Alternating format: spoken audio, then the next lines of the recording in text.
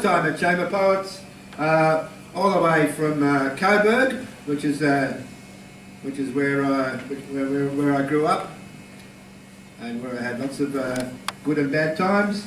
Please welcome Eamon Campbell-June. Thank you.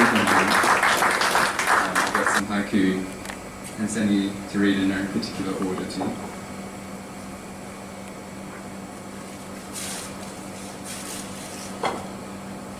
In nature, though the trees are planted in rows, autumn evening, in the stream, black power lines. From the eucalypt breaking in two, bark falls. The cashier's half smile, muesli bar, box of condoms. Through the line, her earring clicks against the screen. Startled by a falling leaf.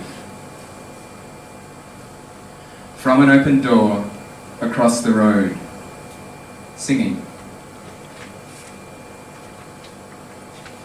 Turning the knife, thinner the shadow. Falling from my chin, 100 black marks of a man. Looking to the southwest, mistaking a cloud for a mountain. Dry wind, the maple lashes out against the eaves. Caught in the tree line, crescent moon. Falling into bed, the dust rises. Running late, the tram breaks down. Running late. Between my head and your shoulder, warm darkness. Waking early, in the silence, tinnitus. Thank you.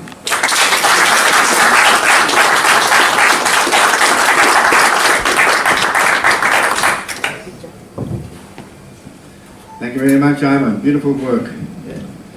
And good to see someone young writing haiku. To keep it all going after we die.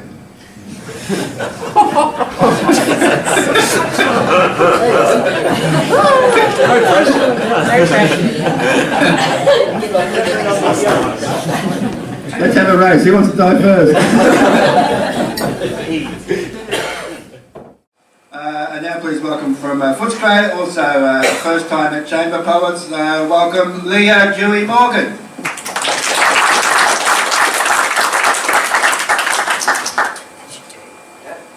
Hello. I thought, I don't know, it's nice to call out your poet friends. And the first one I'd mention is, I don't know, I thought maybe someone might know them. Ray Desmond Jones was my history teacher when I was in grade 8. And at the time I was getting horribly bullied, and they kind of took me under their wing and, amidst other things, showed me haiku, taught me how to write. That was a really big influence in my early life. I'd also like to mention Farid Uddin Attar, who's one of the kind of classic Sufiist poets, who wrote Conference of the Birds, and Sufi writing on love just pleases me greatly. And recently, the Tanka writer, Tanka is like haiku, it's 5/7/5, but then it has an additional 7/7, and it has a lot more, I guess, love and passion in it, but also it's just a more open form than haiku, generally speaking. And I've been really obsessed with one writer in particular, Akiko Yosano, who is, an early 20th century poet. And I find it really funny because her husband wrote this big essay being like, we need to revivify Japanese poetry, and I'm going to do it, and I'm a man, and I'm going to write about war. And then she started writing, and he was like, oh, you do it much better than me. And he spent the rest of his life kind of having to humble himself with the fact that his wife was the canonized poet, and he kind of just inspired her. So this is one of hers, translated by Sam Hamill. You've never explored this tender flesh or known such stormy blood. Do you not grow lonely, friend, forever preaching the way? So I wrote this little pamphlet called Sakura Perfume, which you can grab off me for, I don't know, a gold coin or two, that I'm going to be giving to mostly friends, I guess. And yeah, I'll read some of them. A friend saves for rhinoplasty. All I have, Sakura Perfume. Focused on a podcast, I walked into a rosebush. Faint smell of piss, naked beneath blossom gown. Pavement finches picking at colours of smashed macarons. Sweet scent of jelly and bubbles in plastic, the ancient tradition of tea. Careless eating, a white bow, pink lipstick. A white? Bao. It's a Chinese bun. Yeah, bao. Wet hair. A drop falls on the paper. And I've been writing a little collection on, I guess, love and spirituality? I don't know. So here's some of those. Getting smaller by the day for you, my love. A flame blue, a sunset sky blue. Today I can't see straight.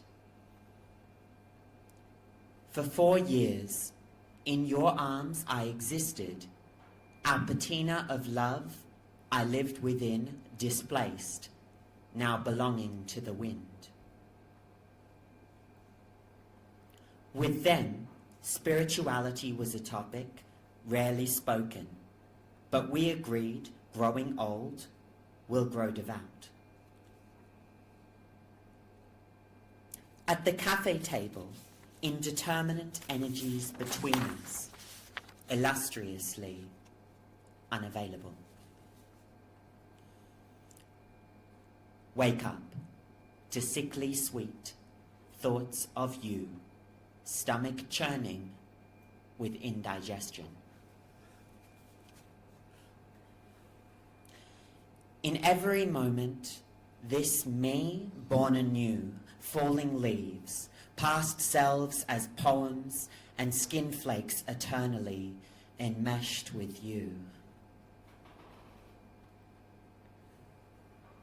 Another body to tangle into, we find each other in search of gods, aging divinely. Giggle at me, teasing my moans that smother your tired body, our legs knotted into a silent trance.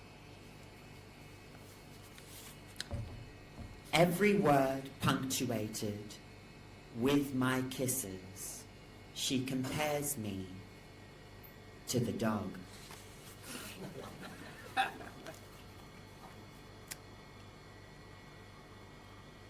Warm autumn night, a piercing wind sweeps across our porch. One more inane cigarette with you. All my desires fall flat on the ground, and yet all that boundless love still occupies my body. Old scarf of distant love still keeps me warm. Thank you.